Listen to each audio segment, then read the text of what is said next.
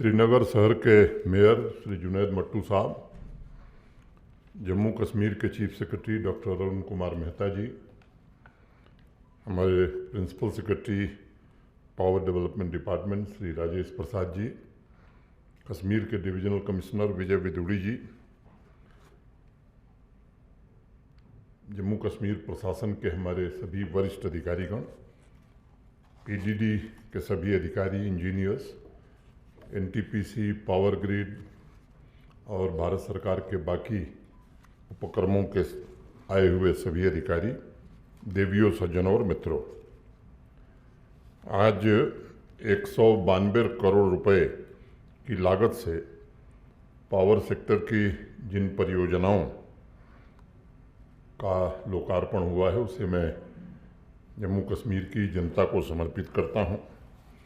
और 3 वर्षों में, जैसा हमारे प्रमुख सचिव राजेश प्रसाद जी ने बताया, कि आप सबके अथक प्रयासों से एक महत्वपूर्ण मील का पत्थर हम हासिल कर सके। नए रिसीविंग स्टेशन के अलावा कश्मीर घाटी के बेहतर भविष्य के लिए आरडीएसएस के अंतर्गत 1614 करोड़ रुपए की परियोजनाओं और जम्मू संभाग के लिए भी इसके आसपास की परियोजनाओं के एमओयू भी अभी आपके सामने हस्ताक्षरित किए गए। मुझे याद है, मैं अगस्त 2020 में आया था और विंटर प्रिपेयर्डनेस की एक बैठक राजभवन में हुई थी। मुझे बताया गया था कि बिजली की बड़ी किल्लत रहती है, खासतौर से जब घाटी में और जम्मू के कुछ जिलों में जब बर्फ पड़ती है। तो 2 महीने में कुछ बहुत किया नहीं जा सकता था, थोड़ी व्यवस्थाएं बदली गई थी।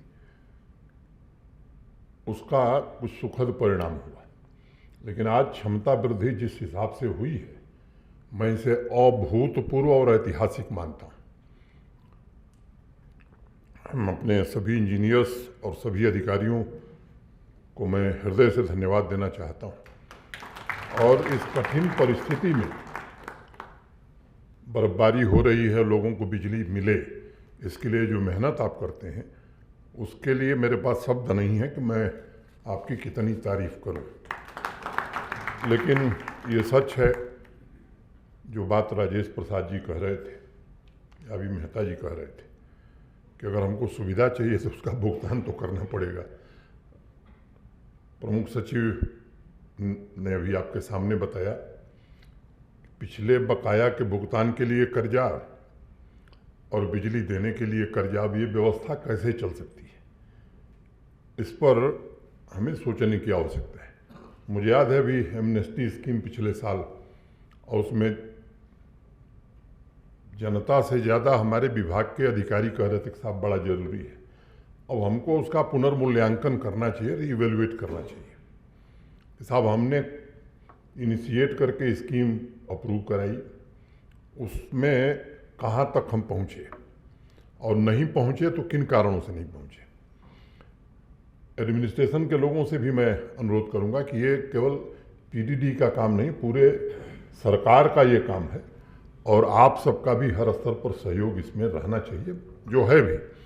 मुझे लगता है कि एक बार फिर से आप विचार करिए कि आपने जो टारगेट तय किया था, क्या हम उसको प्राप्त कर सके। नहीं प्राप्त कर सके तो अब क्या दूसरे तरीके कैसे हम अख्तियार कर सकते हैं कि उस लक्ष्य को हम प्राप्त करें। मेहता जी ठीक कह रहे थे कि सामान्य आदमी को दिक्कत नहीं है, और मैं एक बात दोहराना चाहता हूं कि जो अक्षम है, जो कैपेबल नहीं है, जो गरीब है, अगर समर्थ लोग पैसा देंगे तो उन्हें हम सुविधा दे सकते हैं, लेकिन जो समर्थ लोग हैं वो भी पैसा न दें तो ये व्यवस्था मित्रों चलने वाली नहीं है। और ये बात अकेले राजेश प्रसाद जी या मेहता जी या मैं नहीं कह सकता हूँ, आप सब लोग जहाँ जहाँ हैं, अगर ये सामान्य व्यक्ति को ये बात हम बताएंगे तो मुझे नहीं लगता है कि कोई कठिनाई आ सकती है। कुछ भ्रांतियां यहाँ पहले से थी, और तीनों मोर्चों पर, डिस्ट्रीब्यूशन, ट्रांसमिशन और जनरेशन, तीनों मोर्चों पर 3 साल में काफ़ी प्रयास हुआ है। अब आप सबको मालूम है कि बिजली हमारे हाइड्रो पावर हम जनरेट करते हैं कितनी बनती है, ये भी मालूम है। अगर देश के दूसरे हिस्से से बिजली न आवे तो 7 महीने 300 मेगावाट ही जनरेशन है जम्मू कश्मीर का। ये तथ्य लोगों को जानना चाहिए और बताना भी चाहिए। तो कैसे बिजली दी जा सकती है? 300 मेगावाट से जनरेशन हमारा 7 महीने ज़्यादा होता ही नहीं। हम उसमें भी कोशिश कर रहे हैं कि जितनी उत्पादन क्षमता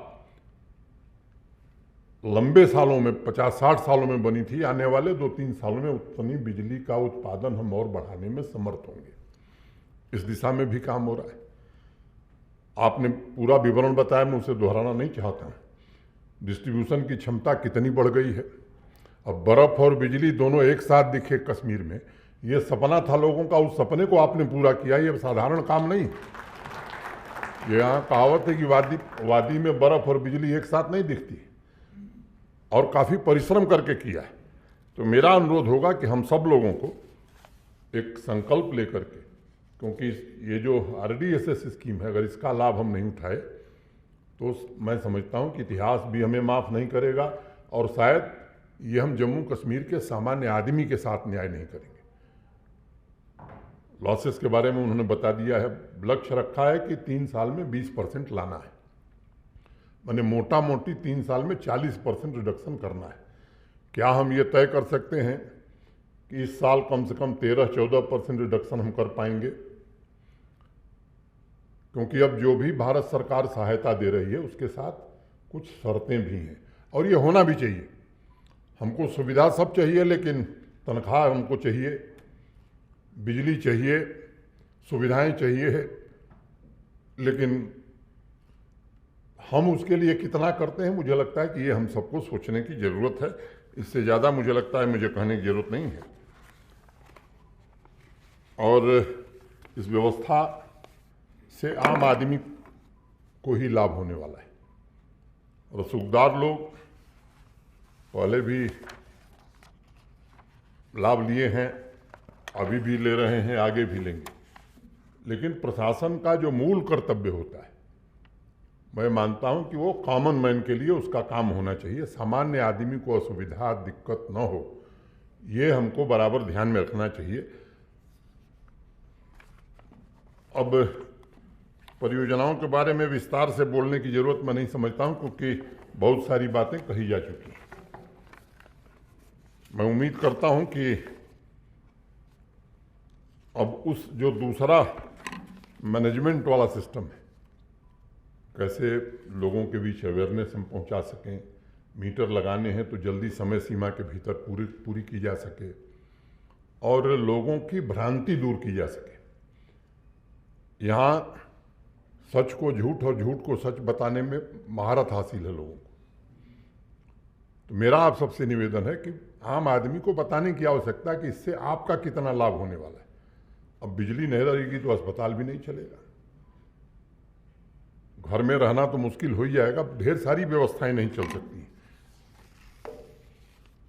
एक मेहता जी ने थोड़ा जिक्र किया है प्रॉपर्टी टैक्स का।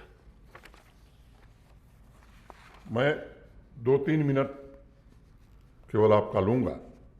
आप सब लोग प्रबुद्ध लोग हैं, और ये जानना बड़ा आवश्यक है कि देश में सबसे न्यूनतम, सबसे कम टैक्स जम्मू कश्मीर में लगाया गया है।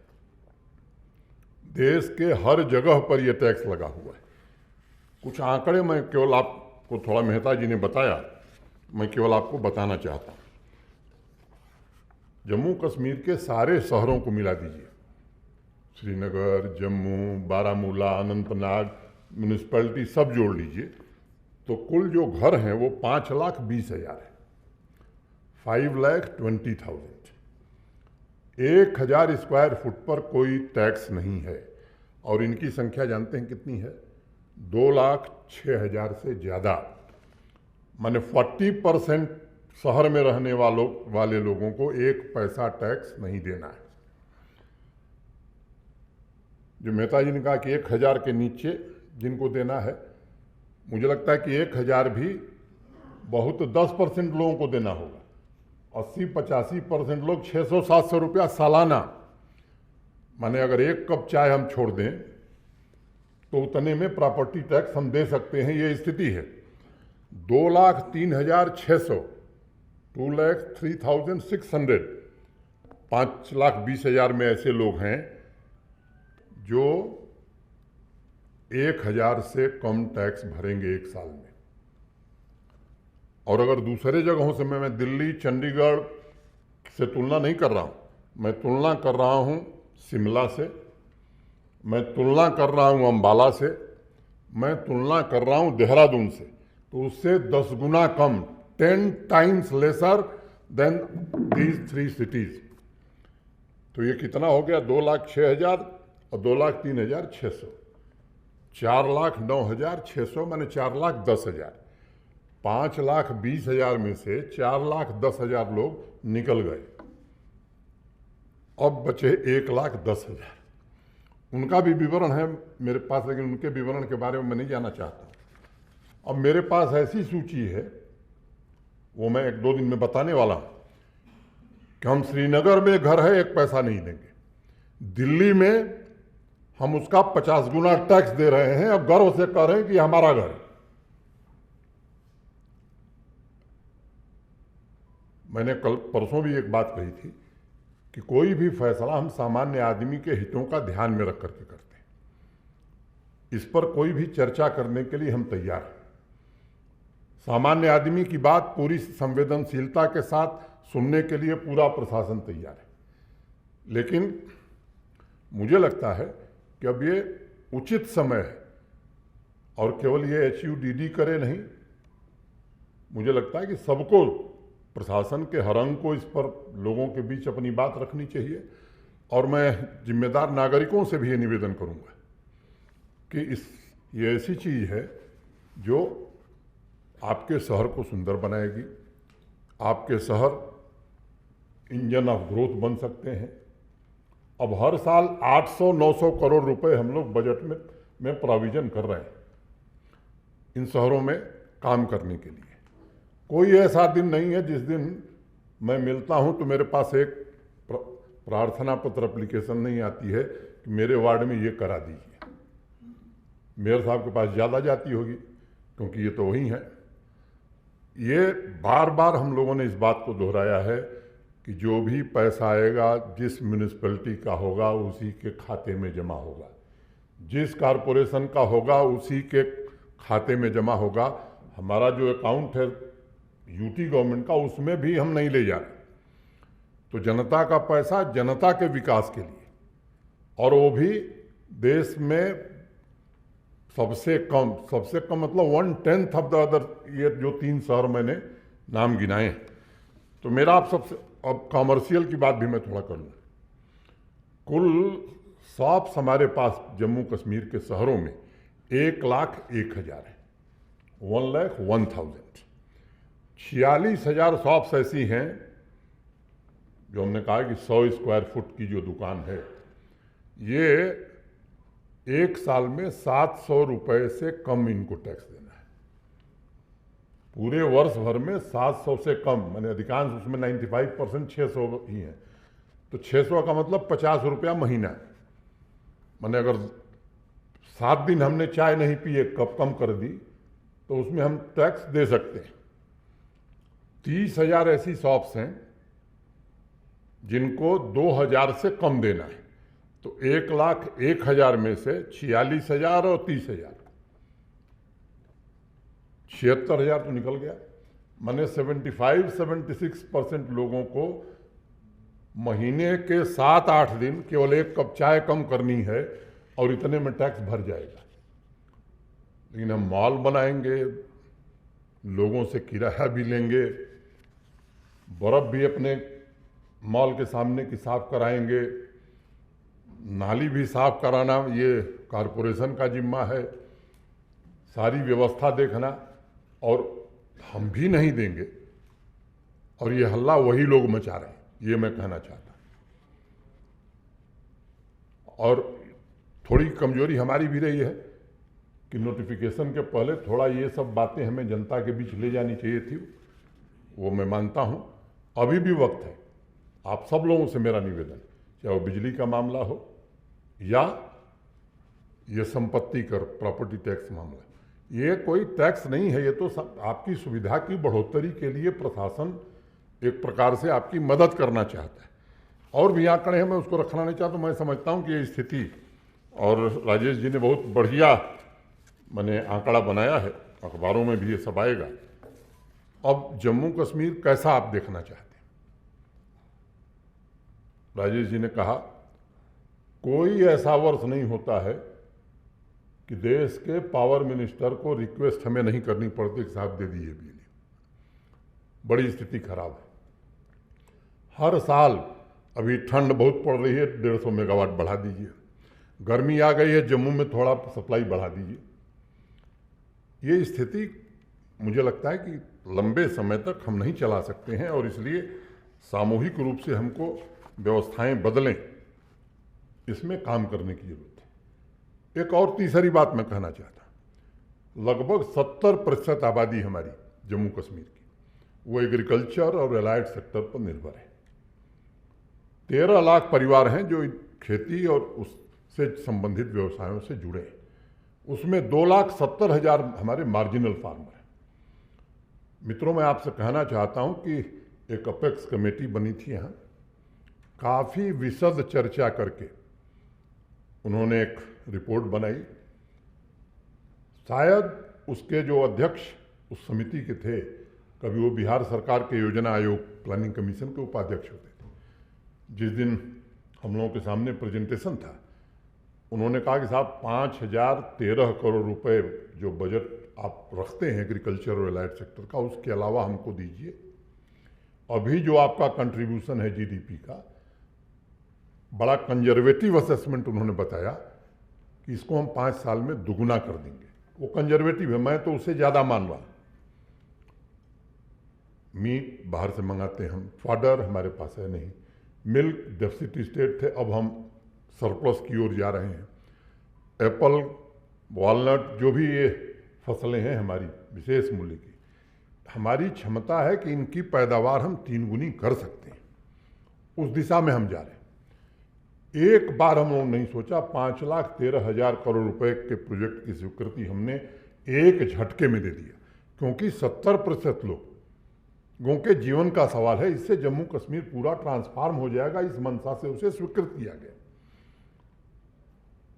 और मैं आपसे कहना चाहता हूं कि काफ़ी अच्छे ढंग से ट्रेनिंग का कार्यक्रम चल रहा है, और हम मीट इंपोर्ट अब नहीं करेंगे 5 साल बाद। हमारी 90% जरूरत पूरी हो जाएगी। फॉडर 80% बाहर से आता है। 4 साल में हम ऐसी स्थिति पैदा करें कि 20% से कम हो जाएगा बाहर से आना। अनेक इस तरह की चीज़ें उसमें हैं, मैं सब डिटेल नहीं बताना चाहता हूँ। 29 प्रोजेक्ट हम इम्प्लीमेंट कर रहे हैं। एक बात का मैं जिक्र कर रहा था कि जो इस समिति के अध्यक्ष थे, कमेटी को चेयर कर रहे थे, वो बिहार प्लानिंग कमीशन के एक बार वाइस चेयरमैन थे। उन्होंने जो 29 इंटरवेंशंस प्रपोज किए हैं, उसमें एक इंटरवेंशन है कि किसानों की बीज, अच्छी क्वालिटी के सीड्स उनको उपलब्ध कराए जाए। ये सबसे आवश्यक है। उस दिन प्रेजेंटेशन में उन्होंने कहा, मेहता जी भी थे, मैं भी था, और भी हमारे सारे एग्रीकल्चर से जुड़े हुए अधिकारी थे। तो उन्होंने कहा साहब, ये सीड बदलने का प्रस्ताव मैंने बिहार सरकार को दिया, और उस समय के मुख्यमंत्री जी से 100 करोड़ रुपए हमने मांगे थे। उन्होंने कहा 100 करोड़ हम नहीं दे पाएंगे, इसके लिए 50 करोड़ से ज़्यादा हम नहीं दे पाएंगे। तो जिस मात्रा में हम बदलना चाहते थे भी, उस मात्रा में नहीं बदल सके। लेकिन उसका परिणाम शायद आप में से कुछ लोगों ने, अगर पीछे आप अपनी दृष्टि ले जाएंगे, तो एक समय था कि लगातार 3 साल तक बिहार की एग्रीकल्चरल ग्रोथ 12% थी। आज हमारी एग्रीकल्चरल ग्रोथ जो है वो 2.2% है, और इस प्रोजेक्ट को इम्प्लीमेंट करने के बाद रिपोर्ट कहती है 11%। मैं आप सबके बीच में बहुत जिम्मेदारी से कह रहा हूँ, 4 साल बाद हमारी एग्रीकल्चरल ग्रोथ 12% से ज़्यादा होगी, देश में सबसे ज़्यादा होगी। तो इस तरह की परियोजनाएं भी हम कर रहे हैं। अब ये इसको अलग अलग देखना, साइलोज में देखना, मुझे लगता है कि ये उचित नहीं है। बिजली ठीक मिलेगी तभी खेती अच्छी होगी, किसान संपन्न रहेगा तभी आपका बिल देगा। शहरों का विकास अगर हम चाहते हैं तो न्यूनतम भार, मैं कहूँ कि न्यूनतम, जैसा मैंने बताया कि शिमला से 10 गुना कम, 1/10 ऑफ शिमला। और वो लोग जो दे सकते हैं, जो नहीं दे सकते उनको हमने पहले ही एग्जाम कर दिया, वही 1000 स्क्वायर फुट छोड़ दिया है। तो मेरा आप सबसे निवेदन है कि इसमें भी, मैं पीडीडी के कार्यक्रम में बोल रहा हूँ तो आपको लगेगा क्या बोल रहे हैं, आप भी जम्मू कश्मीर के जिम्मेदार नागरिक हैं और इस बात को जनता के बीच बताने में मैं आप सबसे निवेदन करना चाहता हूँ कि जहाँ बिजली के बारे में बताइए वहाँ ये भी बताइए कि भाई एक बेहतर जम्मू कश्मीर जो आर्थिक रूप से संपन्न हो, जो स्वावलंबी हो, जहाँ रोजगार के अवसर उपलब्ध हों, जहाँ गर्व से सम्मानपूर्वक शांति से लोग रह सकें, ऐसा जम्मू कश्मीर बनाने में सबको प्रयत्न करना होगा। एक चर्चा होती है कि साहब बड़ी बेरोजगारी। मित्रों, मैं अभी बैक टू विलेज 4 हुआ, आप सब लोगों ने उसमें बड़ी मेहनत की। देश के किसी स्टेट की बात मैं करता हूं, उसमें 2 बातें हम लोगों ने, ढेर सारी बातें थी, केवल 2 का मैं जिक्र कर रहा हूं। एक लक्ष्य तय किया था कि हर पंचायत से 15 नौजवान को चिन्हित करेंगे, सेल्फ एम्प्लॉयमेंट के लिए उसे फाइनेंशियल सपोर्ट दिलाएंगे। मोटे तौर पर 4290 पंचायतें हैं, 15 से अगर आप गुणा करें तो 62,000 लोग हुए, 62,000 63,000। आज से 25 दिन पहले एक दिन में 75,000 लोगों को 939 करोड़ रुपए इस योजना में हम लोगों ने दिए, एक दिन में, सिंगल डे, एक दिन में। और कार्यक्रम खत्म होने के 15 दिन के अंदर, विदिन 15 डेज, 20 नौजवान चिन्हित हुए हैं जिन्हें स्किल डेवलपमेंट की ट्रेनिंग दी जा रही है। सरकारी जो पद हैं, 30,000 से ज़्यादा पद भरे जा चुके हैं। कहीं भी शिकायत आई है तो सीबीआई जांच नहीं, मैंने जितनी कठोरतम कार्रवाई है वो कठोरतम कार्रवाई की गई है। और पब्लिक सर्विस कमीशन ने अभी केएस का रिजल्ट निकाला। शायद देश के किसी स्टेट में, किसी यूटी में लास्ट कैंडिडेट का इंटरव्यू खत्म हुआ और 2 घंटे बाद Jammu Kashmir public service commission ने रिजल्ट डिक्लेयर कर दिया। 2001 से डिपार्टमेंट में प्रमोशन हुए नहीं थे, अनेक डिपार्टमेंट में, आप लोग जानते हैं मुझसे बेहतर। एक नहीं, 11 डिपार्टमेंट के सारे प्रमोशन करके खत्म कर दिए गए। और यही नहीं, अब तो एडमिनिस्ट्रेटिव सेक्रेटरी को यह कहा गया है कि आप भविष्य में भी आप दे दीजिए, हम लिस्ट तैयार करके देते हैं, जैसे समय आप तुरंत इनको प्रमोशन कर दीजिए।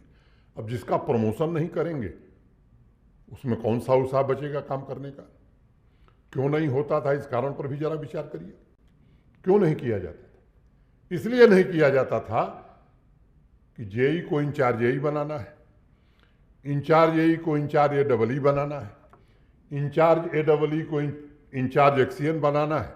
और एक उदाहरण तो ऐसा है जो सेक्रेटरी बन गया।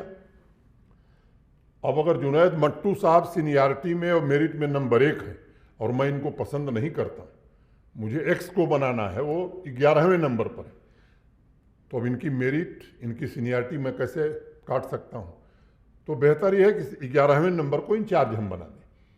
ये एक व्यवस्था ऐसी चलाई जा रही थी जो जहाँ फेवरेटिज्म हो सके, जहाँ योग्यता को तरजीह न दी जाए, और ये व्यवस्था जानबूझ करके बनाई गई थी। जब भी व्यवस्था ट्रांसपेरेंट होगी, पारदर्शी होगी, यकीन मानिए उसमें योग्यता को ही लाभ मिलेगा, मेरिट और कॉम्पिटेंस को ही लाभ मिलेगा। और इसलिए हम उस व्यवस्था की तरफ जा रहे हैं जहां बिना कहे योग्य व्यक्ति को जिसको जो चाहिए वो मिल जाए। और मैं आप सबसे निवेदन करना चाहता हूं, इस व्यवस्था के बनने से ये 1,30,35 लाख लोगों का भला होने वाला है। हाँ, वो 1,000-2,000 लोगों को दिक्कत है, वो रहेगी और मैं चाहता हूं कि रहे, मैं चाहता हूं कि रहे, क्योंकि उनकी दिक्कत दूर करने के लिए हम काम नहीं कर रहे। सामान्य आदमी की कोई दिक्कत होगी उसे दूर करने के लिए कानून बदलना पड़ेगा, तो एक बार नहीं 100 बार बदलेंगे। लेकिन जो सोचते हैं कि नहीं हमारे लिए ही सब चलेगा कानून, मैं समझता हूं कि ये न सोच ठीक है, और उनसे भी मैं निवेदन करना चाहता हूं कि वो दिन अब खत्म हो गए हैं। देश तेजी से बदल रहा है, हम दुनिया की 5वीं बड़ी अर्थव्यवस्था बन गए। जिस देश के हम कभी गुलाम थे उसको हम पीछे छोड़ चुके हैं। देश ने लक्ष्य रखा है कि आने वाले कुछ दिनों में दुनिया की तीसरी बड़ी अर्थव्यवस्था हमें बनना है। क्यों जम्मू कश्मीर क्यों नहीं ये लक्ष्य लेकर के चल सकता है? हमारे परिश्रम, हमारे उत्साह, हमारी योग्यता पर पानी फेरने का काम कैसे कोई कर सकता है? उसे हक कैसे दिया जा सकता है? मुझे लगता है कि ये सब जम्मू कश्मीर के निवासियों के पुरुषार्थ को चुनौती है, और इसलिए मैं आप सबसे निवेदन करना चाहता हूं कि इन बातों पर सोचने की और जनता को बताने की जरूरत है। वो मुझे याद है कि अकबर इलाहाबादी एक बात कहते थे कि हम आह भी भरते हैं तो हो जाते हैं बदनाम, और वो कत्ल भी करते हैं तो चर्चा नहीं होती। मुझे लगता है कि इस स्थिति से जम्मू कश्मीर को बाहर निकालना, ये जम्मू कश्मीर की भलाई का रास्ता है, ये जम्मू कश्मीर के विकास का रास्ता है, ये जम्मू कश्मीर में शांति स्थापित करने का रास्ता है। अब पर्यटक क्यों आएगा अगर इंफ्रास्ट्रक्चर नहीं रहेगा? पर्यटक क्यों आएगा अगर बिजली उसे नहीं मिलेगी? अब विंटर में आवे, होटल में बिजली नहीं, होटल वाला अगर बिजली नहीं मिलेगी, केवल जनरेटर चलाएगा तो रूम का रेंट 5,000 से 10,000 लेगा। उस दिशा में भी हम काम कर रहे हैं। आने वाले दिनों में यहाँ और भी हॉस्पिटैलिटी के अच्छे केंद्र बने। ईमार ग्रुप को जमीन अभी दे दी गई है। 19 मार्च को मैं उम्मीद करता हूँ कि उस 5 लाख स्क्वायर फुट के माल के निर्माण का काम शुरू होगा। आईटी टावर श्रीनगर के निर्माण का काम शुरू होगा, आईटी टावर जम्मू के निर्माण का काम शुरू होगा। टट्टू ग्राउंड लंबे समय से यहाँ के लोग चाहते थे, 50 सालों से प्रयत्न चल रहा था। मेहनत करके सेना के साथ हम लोगों ने तालमेल बना करके टट्टू ग्राउंड की 100 एकड़ जमीन हमने ली है, और कोशिश हम करेंगे कि डावोस से बढ़िया सुविधा टट्टू ग्राउंड में बनाई जाए, ताकि केवल जम्मू कश्मीर के लोग नहीं, देश के किसी कोने से लोग आवें। अब अगर कोई इंटरनेशनल कॉन्फ्रेंस हो तो डावोस में ना हो, श्रीनगर में हो, ऐसी व्यवस्था बनाने के लिए जम्मू कश्मीर के लोगों से मैं निवेदन करना चाहता हूँ, और ख़ास तौर से पढ़े लिखे लोगों से मैं निवेदन करना चाहता हूँ, सामान्य आदमी से, कि आपके बच्चों का भविष्य सुरक्षित रहे। इस दिशा में जम्मू कश्मीर प्रशासन काम कर रहा है। बीते वक्तों की जो काली स्याही का इतिहास है, उस इतिहास को, उस पन्ने को मुझे लगता है कि जम्मू कश्मीर के इतिहास से बाहर निकाल देने की ज़रूरत है। क्या जवाब देंगे हम अल्लाह के पास पहुँच करके? कैसा जम्मू कश्मीर हम छोड़ के गए थे? हमारी आने वाली पीढ़ियाँ हमसे पूछेंगी, नस्लें हमसे पूछेंगी कि आप हमारे पूर्वज थे, आपने क्या किया? मैं आप सबसे निवेदन करना चाहता हूं कि आइए मिल करके एक नया जम्मू कश्मीर, जिसमें शांति हो, समृद्धि हो, विकास हो, जिस पर हम गर्व कर सकें, हमारी आने वाली पीढ़ियां, नस्लें गर्व कर सकें, ऐसा जम्मू कश्मीर बनावें। बहुत बहुत धन्यवाद। नमस्कार।